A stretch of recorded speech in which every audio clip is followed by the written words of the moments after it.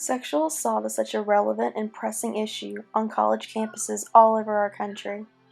It affects the choices that students make. It changes the lives of students forever. Before continuing talking about sexual assault on college campuses, let's listen to a few students tell us what they think that sexual assault is.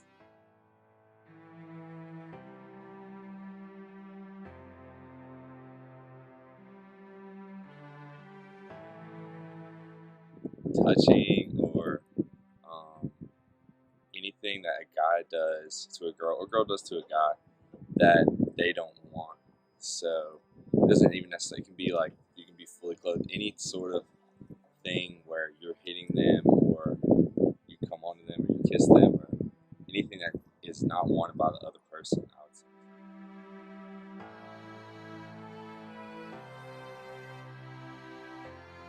I think sexual assault is anything unconsensual, meaning they do not give you permission to touch them or say things to them. Sexual assault to me is any kind of unwanted physical touch that is brought to both males or females that's undesired by them. It can happen in colleges, campuses, it can happen in the workplace, but really anywhere, but that's the main places that I think it happens. What is the definition of sexual assault? Well, the Department of Justice states that sexual assault is any type of sexual contact or behavior that happens without explicit consent of the recipient. Falling under the definition of sexual assault are sexual activities such as forced sexual intercourse, child molestation, incest, and/or attempted rape. The CDC divides sexual assault into many different categories. Some of these categories include non-contact, which could include sending pictures or emails, unwanted sexual contact, attempted rape under the influence of alcohol, and lastly, completed or attempted forced penetration of a victim with the use of physical force or threats to bring harm towards the victim. This can be done by physically holding a victim against their will or by using a weapon to threaten their safety.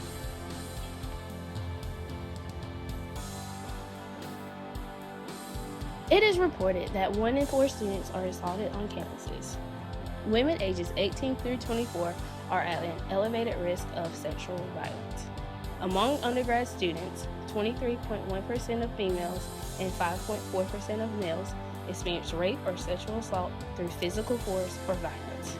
Only 20% of female student victims aged 18 through 24 report to law enforcement. Student or not, college-age adults are at a higher risk for sexual violence. There are so many stigmas that surround sexual assault, and that too often prevents victims from reporting the crime. Questions such as, "What were you wearing? Were you drinking?" are asked far too often of victims.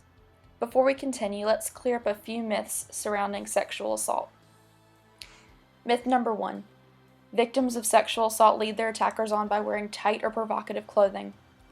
Actually, according to the Arizona Coalition to End Sexual and Domestic Violence website, sexual assault stems from an individual's need to control another person regardless of how that person dresses or acts. Between 79 and 88% of women that are assaulted by someone that they know, not by a stranger in a bar. Myth number 2. Sexual assaults are committed by strangers in the dark or in dangerous places. Actually, most assaults are committed by someone that the victim has some type of relationship with, and it can happen anywhere, at any time. Myth number 3. Only women can be sexually assaulted. Although it is not as common as assaults against females, men can be assaulted just as easily as women can. Myth number 4. Men are often falsely accused of sexual assault by women. According to the FBI crime statistics, rape is not falsely reported any more than any other major crime, with only 2% reports are false. Myth number 5. If you had been drinking, then you must have been asking for it. Alcohol doesn't cause the assault. It is just a tool that attackers use to help them prey on their victims. Myth number 6. If the victim was aroused during the assault, then it is not really sexual assault. This is false. Being aroused is a purely natural biological response, and the victim cannot control it. Arousal often is what keeps victims from speaking out because they feel that if they responded in that way, that they deserved it and that they wanted it. Who can be a victim of sexual assault? When discussing sexual assault, one might be thinking, that'll never happen to me. But realistically, it can happen to anyone. Even the most cautious and aware person can be sexually assaulted. 1 in 4 female college students will be a victim of sexual assault. Female college students are 3 times more likely to be sexually assaulted than any other demographic.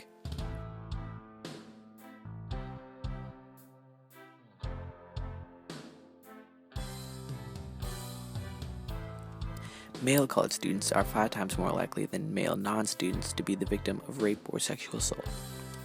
Some might think that because it is a male being sexually assaulted that the severity of the situation is lessened somehow, but that is not the case. Sexual assault is still sexual assault, regardless of the gender, age, or any other differences.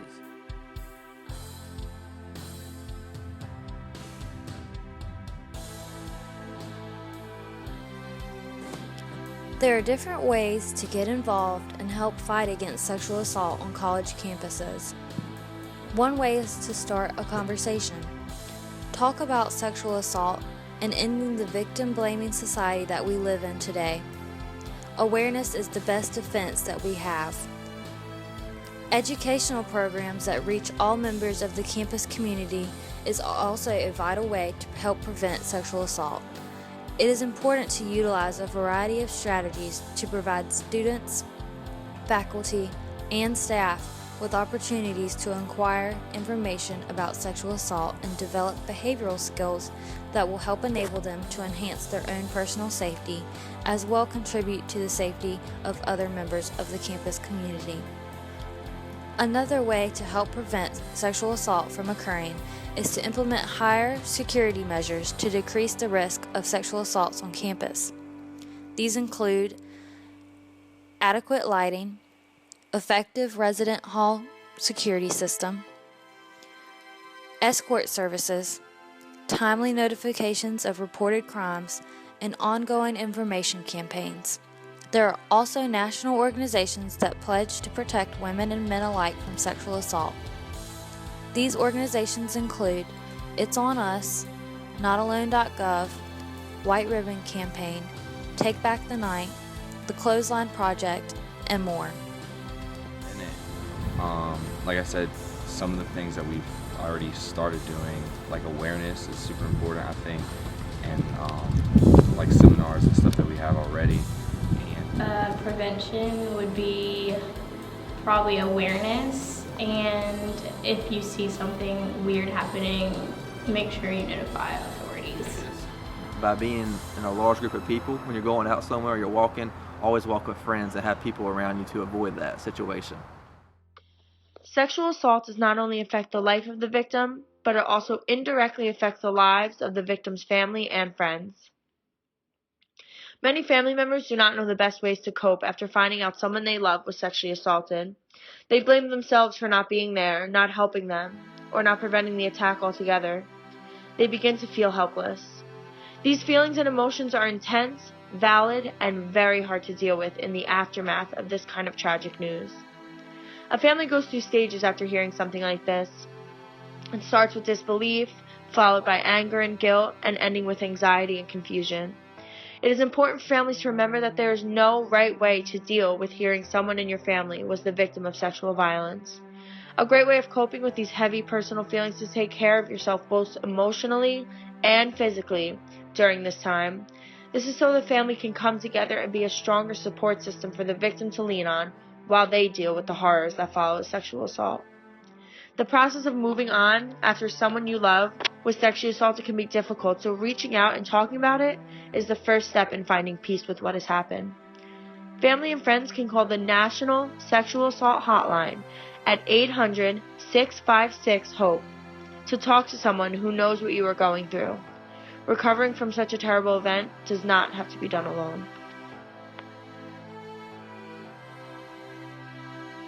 What can you do if you yourself have been sexually assaulted? ECU has the Center for Counseling and Student Development located on the first floor of Umstead Residence Hall. They have a 24/7 crisis intervention and emergency services available for victims. They also provide ongoing victim-centered and trauma-focused psychotherapy. They have advocates that will go with victims to doctor's visits and court trials if they do not wish to be alone. There are also other organizations that can help, such as ECU Campus Police, Student Health Services, Campus Living, Title IX, Real Crisis Center, Vidant Medical Center, Greenville Police Department, and North Carolina Victim Assistance Network. If you wish to hopefully press charges against your attacker, then you can go to your local hospital. There they will perform a rape kit as well as provide you with a victim advocate to help guide you through your trauma. They suggest prior to going that victims do not brush their teeth, take a shower, or change their clothing. This will help preserve evidence that could lead to discovery of who sexually assaulted you.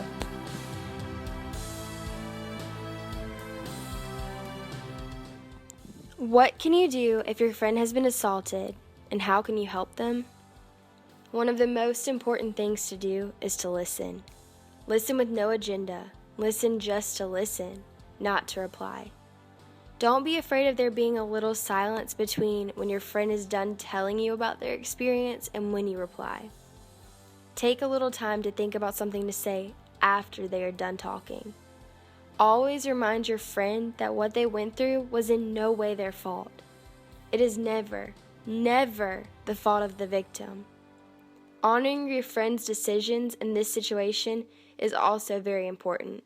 Their decision about pressing charges or not, getting a rape kit or not, it is all their decision. Be respectful of that. Another way to help is to do anything you can to help them feel safe. Walking them out to their car or to class is a simple way to ensure their safety. Last but not least, believe them. Never doubt your friend if they come to you and say that they have been sexually assaulted.